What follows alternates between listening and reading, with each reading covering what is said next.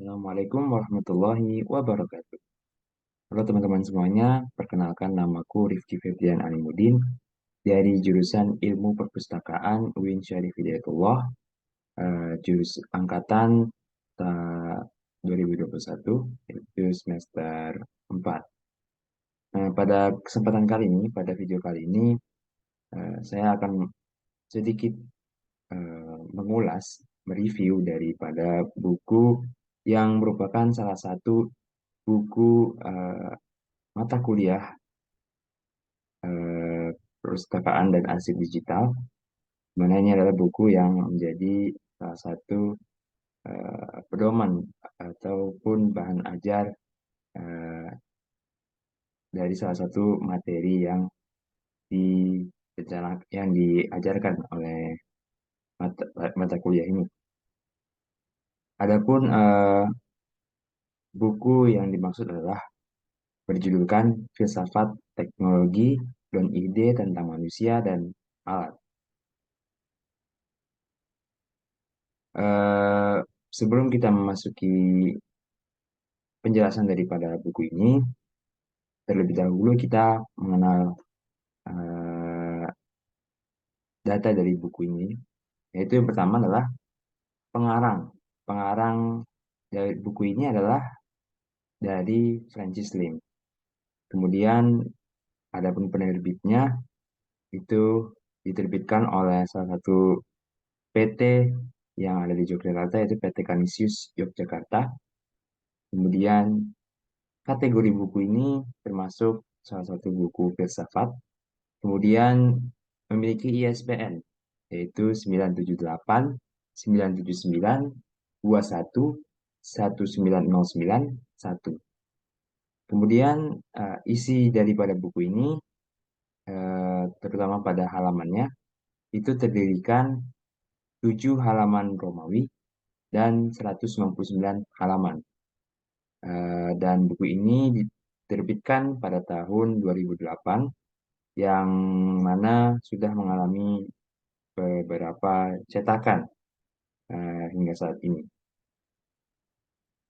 Eh, Buku Filsafat Teknologi karya Francis Lim ini adalah buku yang membahas mendalam terkait teknologi secara teoritis, yang mana pada abad sekarang ini teknologi sudah berkembang ya, sudah tumbuh lebih pesat menjadi teknologi yang lebih canggih, lebih kompleks, lebih rumit ya, lebih banyak gitu.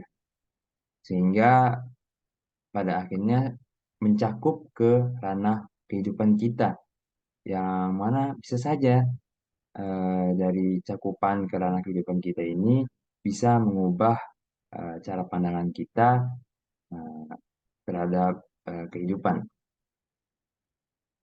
Sebelum kita mereview isi bukunya, alangkah baiknya kita mengenal dulu nih, siapa sih yang mencetus kajian filsafat ini. Nah, sosok di balik buku ini adalah Don Ihde, sesuai dengan judulnya ya. Tadi disebutkan filsafat teknologi Don Ihde tentang manusia dan alam.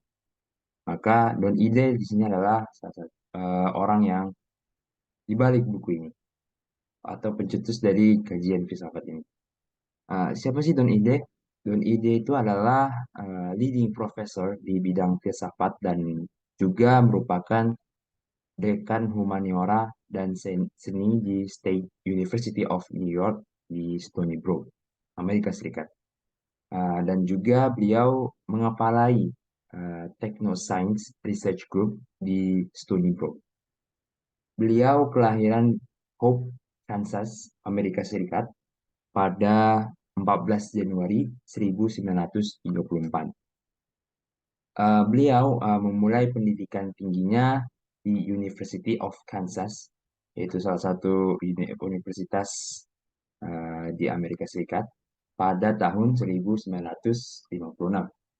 Kemudian dilanjutkan ke Andover Newton Theological School pada tahun 1999 dan akhirnya beliau meraih gelar doktor di Boston University pada tahun 1964. Nah, setelah beliau menempuh pendidikan tingginya, kemudian beliau em, merintis karirnya sebagai pengajar di Boston University pada tahun 1962 sampai dengan 1964, yang kemudian dilanjutkan dengan menjadi associate professor di universitas yang sama juga, itu pada tahun 1964 sampai dengan 1968, dan di Southern Illinois University pada tahun 68 sampai dengan 69.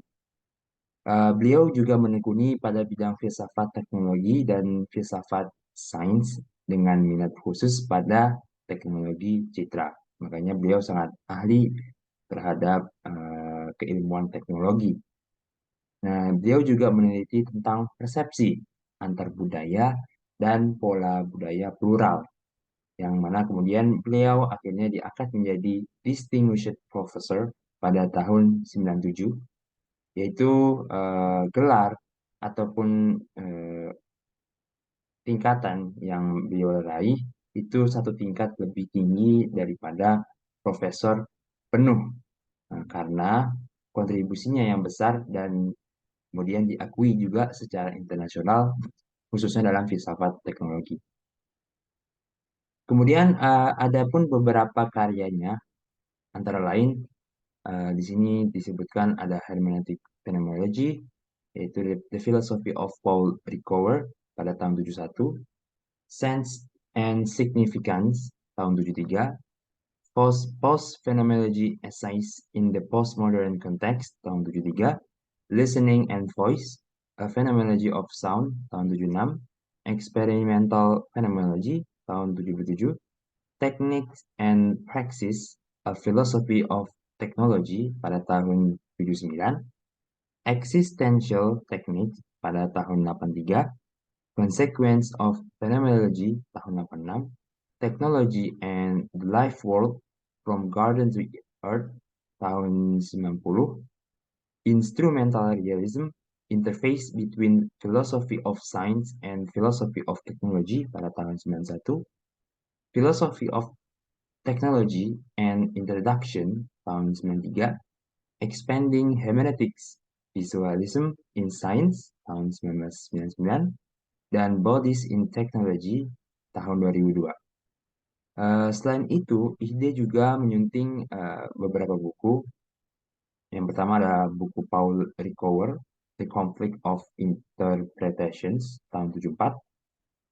Kemudian bersama Hugh Silverman, ia menyunting buku berjudul Description tahun 85 dan Hermeneutics and Deconstruction tahun 85. Kemudian bersama Richard Zenner, beliau menyunting Phenomenology and Existentialism tahun 73. Kemudian Dialogue in Phenomenology tahun 75 dan Interdisciplinary Phenomenology tahun 1999. Kemudian bersama Evan Selinger, beliau juga menjadi penyunting dari buku Chasing Technoscience, Matrix for Materiality tahun 2003. Serta beliau juga telah menulis banyak artikel dan kemudian terupload ya jurnal-jurnalnya mengenai filsafat teknologi. Beralih ke daftar isi dari buku filsafat teknologi ini, merujuk pada buku ini, itu terdiri dari 5 bab utama yang masing-masing memiliki pembahasan khususnya ya. Ada bab pertama yaitu mengenai filsafat teknologi dan filsafat sains, yang mana menjelaskan beberapa definisi dari teknologi dan sains serta hubungan keterkaitannya.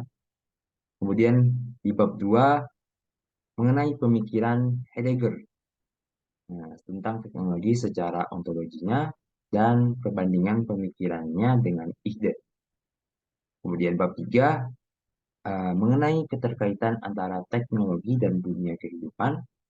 Bab 4 mengenai pengaruh dan dampak teknologi terhadap manusia dan dunia. Dan bab 5 berisikan tanggapan terhadap pemikiran dan ide dari beberapa penanggap atau ilmuwan terkait filsafat teknologi. Hmm, dalam filsafat teknologi, sekurang-kurangnya ada tiga corak pendekatan yang digunakan. Pertama ada pendekatan epistemologis, yang kedua pendekatan antropologis, dan ketiga pendekatan metafisik atau ontologis. Bila berbicara seputar masalah epistemologis pada filsafat teknologi, yaitu yang mempelajari struktur kondisi dan kebenaran dari teknologi, mana merupakan suatu pengetahuan atau mengimplikasikan suatu bentuk pengetahuan. Nah, kerap kali teknologi diartikan sebagai penerapan sains, yang mana sebetulnya antara sains murni dan teknologi itu masih ada kegiatan transisional lainnya, yaitu sains terapan. Sains murni bertujuan menemukan hukum alam dan menggambarkan alam dengan tujuan untuk memenuhi keinginan mengetahui dengan sikap mengambil jarak.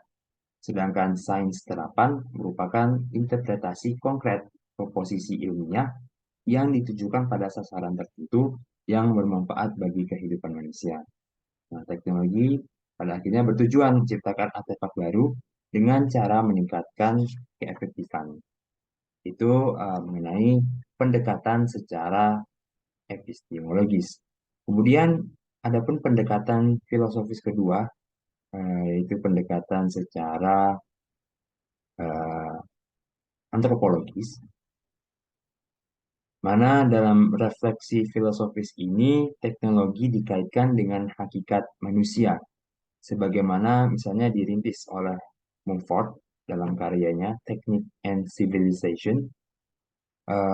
Mumford menunjukkan bagaimana pentingnya teknologi bagi kehidupan manusia sebagai eksistensi bertubuh.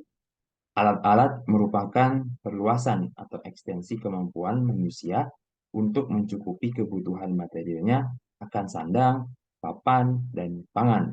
Sedangkan mesin meringankan manusia dari beban fisik. Nah, itu pandangan filosofis antropologis. Nah, adapun pandangan ataupun pendekatan filosofis yang ketiga yaitu secara ontologis. Di sini Don Ide ternyata terpengaruh oleh salah satu pendekatan ontologi yang digunakan oleh Martin Heidegger, yang mana ini juga menjadi pembahasan dalam buku ini, ya, pembahasan yang Don Ide kaitkan dengan pemikirannya. Nah, eh, di sini Heidegger ini menolak pandangan umum bahwa teknologi merupakan ilmu terapan dan alat. Bagi Heidegger sendiri, pada dasarnya teknologi merupakan implikasi hakikat manusia sebagai pengada di dunia. Maka secara ontologis, yaitu dari seginya yang paling fundamental, teknologi mendahului sains. Keberadaan manusia di dunia tidaklah pasif, melainkan aktif. Ia peduli terhadap dunia, ia memahami bahwa dirinya adalah potensialitas yang harus diarahkan ke masa depan. Ini hanya terjadi dengan mentransformasikan dunia. Teknologi adalah suatu cara khusus menemukan dan mentransformasikan realitas dari satu keadaan ke keadaan lain. Dari keadaan ketersembunyian ke ketidaktersembunyian.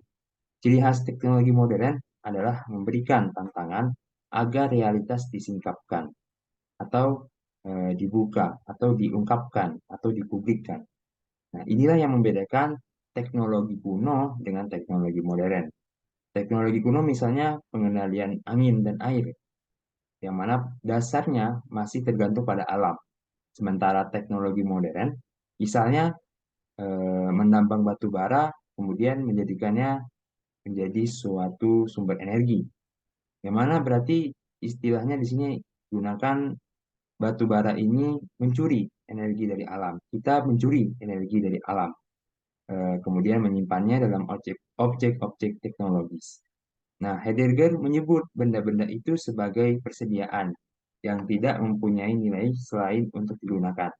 Dalam interaksi dengan alam, sebagaimana yang terjadi dengan teknologi, alam tidak lagi dibiarkan berfungsi atau membuka diri sebagaimana adanya, melainkan ditransformasikan ke dalam sumber daya yang terkuantifikasi, yang dapat disimpan terlepas dari konteks aslinya. Artinya, ontologis ini eh, teknologi dimanfaatkan menjadi eh, sesuatu yang bermanfaat, gitu ya, sesuatu yang mempunyai nilai, gitu. Misalkan tadi batu bara, maka batu bara itu kemudian ditransformasikan, diubah, di dikonvert ya, kok dikonvert menjadi sumber energi yang mana bisa digunakan untuk eh, kendaraan yang pakai minyak atau beberapa tenaga lainnya yang memang membutuhkan batu bara, gitu.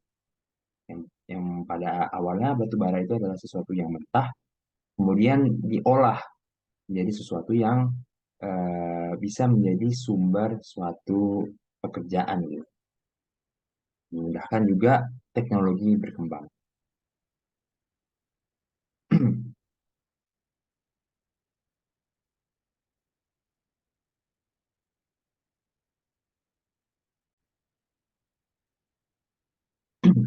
Nah, lanjut, eh, kita coba mengulas sedikit dari si bukunya, beberapa bab. Di sini pertama adalah eh, terkait dengan pemikiran Heidegger tentang teknologi. Sebagaimana yang telah disebutkan di awal, dari salah satu pendekatan yang digunakan pada pemikiran filsafat teknologi, itu Heidegger eh, mengatakan bahwa teknologi mendahului sains, namun secara ontologi sains mendahului teknologi. Nah, menurutnya juga, menurut Heidegger, teknologi adalah suatu penyingkapan atau pengungkapan yang benar, sebab segala sesuatu memiliki efek sebagai konsekuensinya. Nah, kemudian dalam teknologi itu, Ihde dan Ihde mempersepsikan ada dua. Yang pertama adalah persepsi mikro, yang mana persepsi yang langsung dari tubuh dan indera manusia, dan persepsi makro, persepsi yang diperoleh dari budaya dan lingkungan seperti cara berpikir, kebiasaan. Nah, menurut Lorenzo Simpson, ini persepsi teknologi ini bisa diibaratkan dari penciptaan arloji, di mana mengawali suatu representasi waktu yang baru. Nah, yang mana konsep waktu ini linear, mana waktu terus berjalan dan tidak akan dapat kembali. Nah, dan bumi ini disebutkan juga di salah satu halamannya bahwa bumi adalah arloji besar tempat manusia hidup. Karena bumi sifatnya bergerak ke depan ya, masanya juga bergerak ke depan, tidak akan bisa mundur ke zaman sebelumnya. Nah, dari teknologi ini bisa mengubah persepsi manusia. Persepsi apa saja sih yang berkaitan? Nah, ada dua, yaitu persepsi waktu dan persepsi ruang. Pola persepsi waktu, manusia kurang dekat dengan alam karena telah munculnya analogi. Tadi yang kita coba analogikan ya. Sosialisasi di matematika tentang waktu membuat teknologi mengubah adanya persepsi waktu. Kemudian yang kedua adalah persepsi ruang. Nah, contohnya peta mengubah persepsi ruang untuk melukiskan permukaan bumi. Kemudian dengan teknologi lahirlah lensa, mikroskop, dan teleskop yang mana memudahkan pekerjaannya. Mana ruang bisa kita teliti lebih lebih dalam lagi atau lebih detail lagi dengan melihat benda-benda kecil yang mungkin tidak bisa dilihat oleh mata telanjang kita ya. Dengan itu persepsi contoh persepsi ruang. Kemudian di bab di bab 3 ada pembahasan mengenai hubungan manusia dengan teknologi. Nah, untuk hubungan manusia dengan teknologi itu memiliki beberapa keterkaitannya. Yang pertama ada hubungan kebertubuhan. Maksudnya adalah alat sebagai perpanjangan dari tubuh manusia dan sebagian tubuh manusia dalam relasinya dengan dunia. Nah, kemudian yang kedua ada hubungan hermeneutis. Itu adalah alat teknologi dibaca sebagai teks yang perlu ditafsirkan. Nah, artinya alat tersebut harus dibaca. Kemudian yang ketiga hubungan keberlainan. Itu hubungan manusia. Contohnya adalah teknologi yang ketiga adalah hubungan keberlainan di mana teknologi melihat sebagai kuasis yang lain. Contohnya manusia tidak bisa dilihat sebagai objek dan juga sarana. Nah, yang keempat, hubungan latar belakang. Itu hubungan dengan teknologi hanya seketika waktu. Contohnya penggunaan AC yang hanya perlu menghidupkannya saja, yang setelah itu tidak perlu diarahkan lagi atau dikendalikan lagi. Itu adalah salah satu dari contoh hubungan latar belakang. Kemudian, adapun pengaruh teknologi atas manusia dan dunianya. Eh,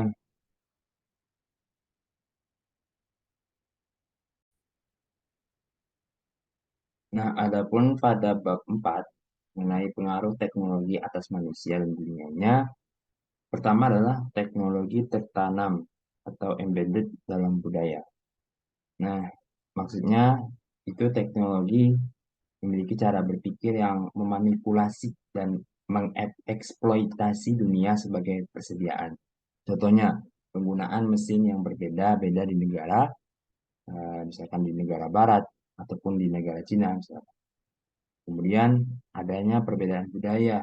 Kalau di barat penggunaan mesiu untuk perang, sedangkan di Cina penggunaan mesiu untuk hiburan. Atau yang mungkin kita pernah lihat, biasanya Cina menggunakan mesiu untuk petasan ya. Mana petasan itu menjadi suatu hiburan. Kedua, dalam hal ini juga teknologi bersifat netral karena tidak mengandung tujuan-tujuan pada dirinya sendiri. Nah, teknologi hanya bergantung pada konteks penggunaannya dan dalam budaya yang berbeda. Itu menurut Heidegger. Kemudian di subbab selanjutnya itu tentang plurikulturalitas. Terus itu adalah suatu bentuk multikulturalitas yang terjadi akibat pengaruh teknologi. Nah, akibat teknologinya apa aja sih? Yang pertama, akibat teknologi citra, eh, yang mana citra tidak bisa bergerak. Kemudian ada juga citra yang bisa bergerak, contohnya foto dan film. Kedua ada teknologi citra bersifat negatif.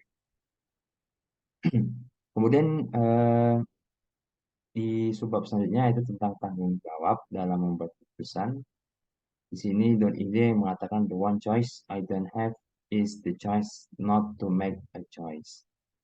Nah, teknologi mempengaruhi manusia dalam membuat keputusan. Contohnya merencanakan anak untuk memutuskan jumlah anak. Nah, dan yang keempat yaitu materialisasi yang konseptual, di mana maksudnya adalah mengkonkretkan yang abstrak. Contohnya matematika bisa divisualisasikan yang mana bentuknya mungkin sangat absurd atau abstrak bisa digunakan dalam sistem komputer. Dan ini adalah fenomena berulang balik, mana dalam komunikasi tanpa mengenal ruang waktu secara responsif.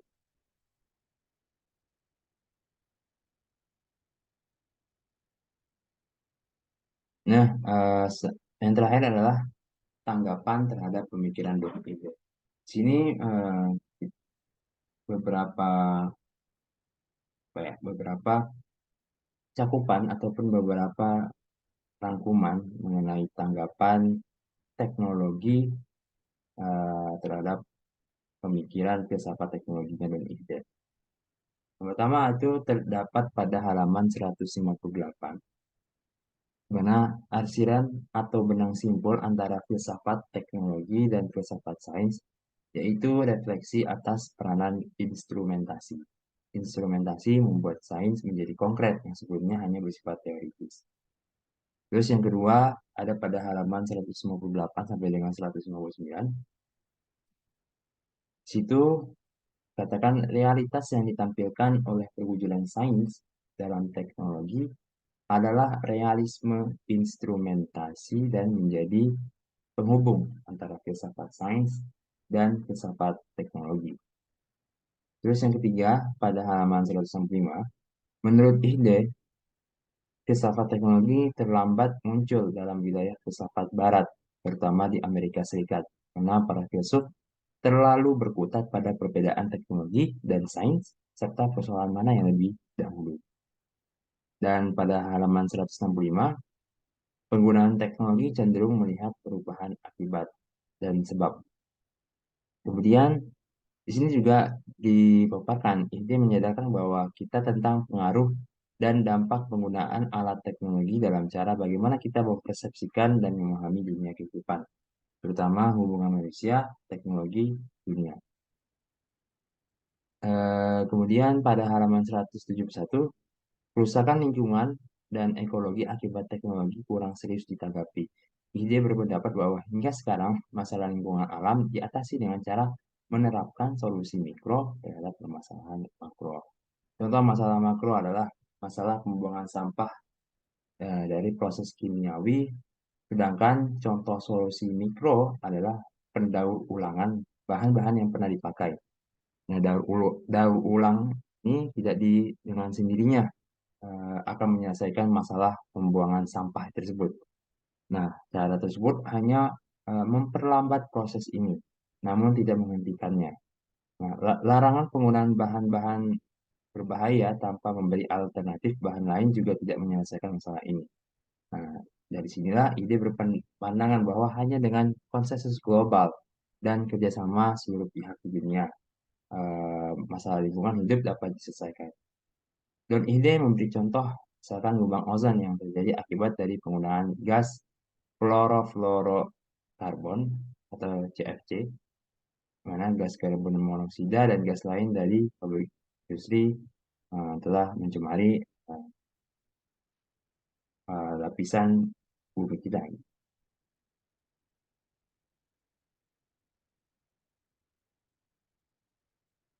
Nah, secara keseluruhan buku ini menjelaskan beberapa pandangan ataupun persepsi teknologi bila difilsafatkan. Nah, dari beberapa konten yang tercantum pada buku ini, itu memiliki kelebihan dan juga kekurangan. Nah, kelebihan pada buku ini salah satunya yaitu merincikan atau buku ini tuh memiliki kelengkapan yang mana berisikan beberapa pandangan ataupun pemikiran terutama dari Don Ide sendiri mengenai prinsip dari teknologi dengan beberapa penjelasan yang bila dipahami terlebih dahulu secara keilmuannya itu filsafat, buku ini memberikan informasi yang sebenarnya memudahkan para pembaca dalam memahami konsep ilmu filsafat di bidang teknologi ini.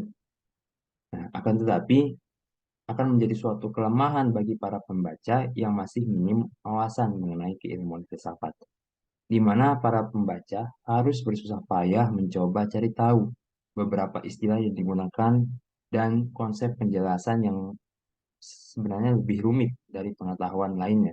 Sehingga disarankan untuk para pembaca terlebih dahulu mempelajari dasar-dasar filsafat dan memahaminya sebelum terjun ke literasi yang satu ini, agar memudahkan pembaca dalam menangkap intisari filsafat yang dikemukakan. Nah, uh, itulah penjelasan singkat atau review singkat dari saya mengenai buku Filsafat Teknologi Don Ihde eh, tentang dunia manusia dan alam. Nah, kurang lebihnya mohon maaf apabila ada kesalahan bisa dikoreksi. Eh, saya tutup. Assalamualaikum warahmatullahi wabarakatuh.